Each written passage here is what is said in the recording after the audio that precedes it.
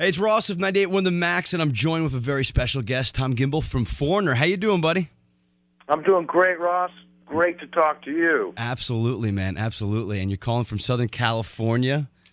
Yes, sir. Tasty, tasty weather out there. And, dude, I was looking up on you a little bit last night. You always have a job. My friend Dave Amato from REO Speedwagon, the fantastic guitarist, used to give me a hard time about that. He's like, "You're working more than anyone." But you're kind of a renaissance man of music. I mean, you play rhythm guitar, sax, flute, keyboards. You sing. I mean, is there? I love singing. Mm-hmm. You love.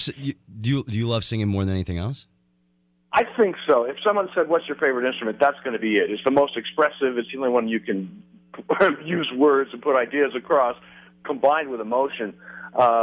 Saxophone would be a close second, just in terms of expression. You know, to pour your heart into something. There's nothing more expressive than singing a story. But I love the other instruments equally for different reasons, like bass and drums for physical. You ever notice how the drummer's always making that face? We call it drummer face. Yeah. Where they're like, ah! They're just like, ah! Because the rhythm is just coursing through every cell of your body. And I love playing the drums. It's the most physical one, of course, and the rhythm is just pure. It's like a CrossFit workout. Yeah. Pardon? Playing drums is like a CrossFit workout. Yeah, it is. It's the only instrument that is also a sport. So, nice. I like that. They're wearing wristbands, headbands. They got towels back there. It's like a tennis pro, you know. He's getting a workout. And of course, you guys, you're coming to town at Bank Plus Amphitheater at Snowden Grove this Friday. Really pumped to have you in town. And what can we expect to see from you besides a kick-ass rock show? Well, that pretty much covers the whole thing. But we do have the most incredible singer, Kelly Hansen. That is, it's like something that people need to experience. He talks to the crowd like they're his friend. He'll run around out in the crowd and do shots with people, take selfies with people, kiss girls. Not the average lead singer, stand up there and pose with a mic stand. He goes a little bit beyond. And of course, you're doing a summer tour of Kid Rock this summer. Yeah. How is that? We love the summer tours, and they're always a different package, different combination. Last year we did Styx with Don Felder.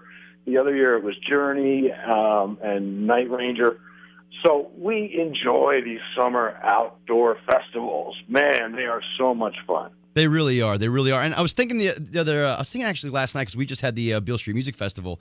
It's almost like, because it's hard for bands to tour. It costs so much money. These festival circuits are really kind of a bread and butter for a lot of up-and-coming artists now. Mm-hmm. That is kind of the way the music industry has changed. It used to be recording and everything, and obviously all the record stores are gone. So what does that tell you? Yeah. The landscape has changed, and primary avenue of income has become the live performing. And I think it's great, because there's nothing better than a live show. You could have the best stereo in the world and buy the best CD. It's not going to come close to what it sounds like and feels like to be there in person. No, absolutely not. Absolutely not. And you get that organic kind of like how the music is supposed to be. I think the closest thing that you can get is probably vinyl. And yes. Not to hark back too much on the vinyl love, but all kids are buying vinyl now. I think Alice Cooper said he signs more vinyl than anything else now. That makes me so happy. I can't even tell you. I could jump for joy. I love vinyl. I just listen to records. When I put on Quadrophenia, it sounds like they're right in front of me. The drums, it sounds like Keith Moon is sitting in your living room. There's nothing that comes close to that, at least in recorded sound, unless you have the actual tape from the recording session. Yes, and if you have that, you better be you're on the lam, because you're on the run. Underground circuit, yes. In China or something. I have to ask you this. Now you toured with Aerosmith from '89 to '95. Uh-huh. And how many years of your life do you think that touring took off your life? Oh, I think it added to it, because the incredible wealth of fond memories shall sustain me. I look back on those years and I laugh and I think about the funny things that happened and how great it was to be up there. Like Woodstock 2, I think there was 200,000 people. Oh, wow. And I remember playing in South America, in Brazil, it was like a soccer stadium. And Jimmy Page came up and sat in on Train Kept a Rolling all night long. These are pretty special memories that I just treasure. I remember sitting at the piano and working out Dream On with Steven Tyler, and he was telling me stories about the recording session when they made the album that he remembers like it was yesterday.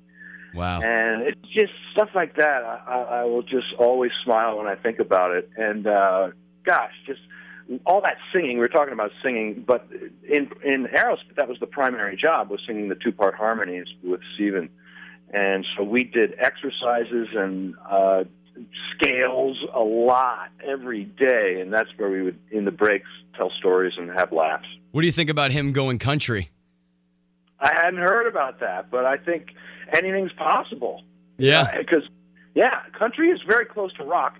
Originally, there was rockabilly, and then there was country stars like Johnny Cash and everything. So I don't see country as anything that's coming out of nowhere. I think it's been part of rock for a long time, and it's an easy transition. It seems like country is the new arena rock band.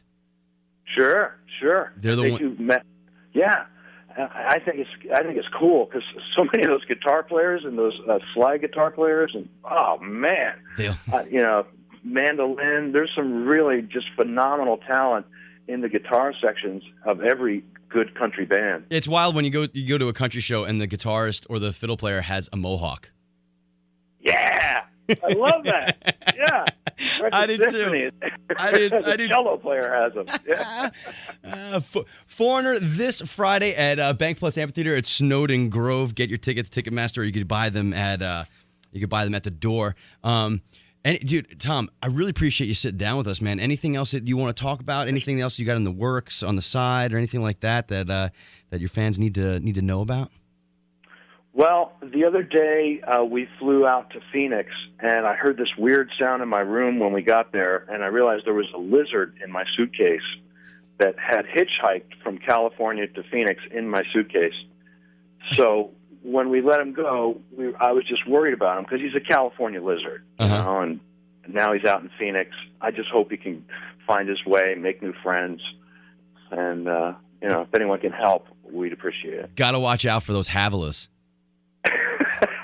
Those things are like wild hyenas out west, man. Yeah. Quick little story. I was leaving Vegas, and I had a changeover in Phoenix. And I'm sitting next to this woman, and she was telling me how she lived out in Phoenix her whole life, raised her kids there, and she brought her kids out to Alabama to kind of show them, like to see the extended family. And the kid was looking up at the trees, and he's kind of like, I got this finger, and he's following this thing in a tree, and he kind of tugs on his mom's skirt and says, "Hey, Mom, what's that?" She looks up at the tree, looks down at her son, kind of look weirdly, and says, "Son, that's a squirrel."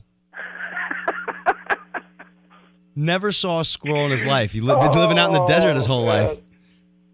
I love that. That tripped me out. I was like, you know what? I forget there's areas of this country that don't have squirrels.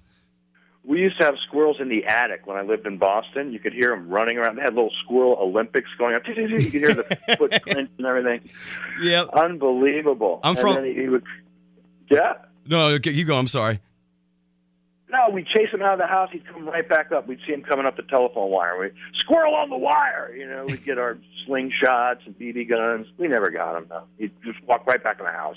Nice. We had I'm from Long Island, and we had man-eating raccoons. Oh, yeah. Yeah, they're not shy. No, they are not shy. No, they're not. They'll come up and say hello, and they'll invite themselves to dinner. It's the attitude that makes me mad. We called a meeting to decide what to do about the squirrels, and one of the squirrels came to the meeting. He's like, if you're really happy. We were sitting on the couch and we looked behind us, and the squirrel was sitting over there listening. If you're gonna be kicking me out, I want to say in this. Exactly. One was using the staircase. I came down the stairs. He was on the stairs, using the staircase to go up and down. Using the banister with his left hand the whole way down. Excuse me? Yeah, with a pipe in the other. Yeah, that's the way they roll. Oh man, Tom, appreciate your time, man. Thanks for talking with Good us. talking And to you, Ross. can't wait to see you this weekend, man. And Yeah, I'm Friday looking night. Friday night. It's going to be a great show, man. It's going to be a great It's a show. good night. Good night for a rock show. Friday, let's do it. And we've had the best weather we've ever had in May this week. Ooh. So it's going to be the gods are on your side right now. Well, yeah, and we're thinking Memphis ribs.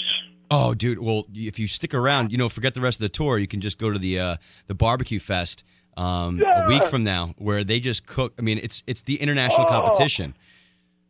God, that is so good. Yeah, you might want to detoxify your liver and your stomach before you do that, though. Yeah, I'm going to rest up too. Do some crunches. There you go. There you go. Tom Gimbel from Foreigner. I can't wait to see you Friday, man. I appreciate you talking with us, man. Thanks, Ross.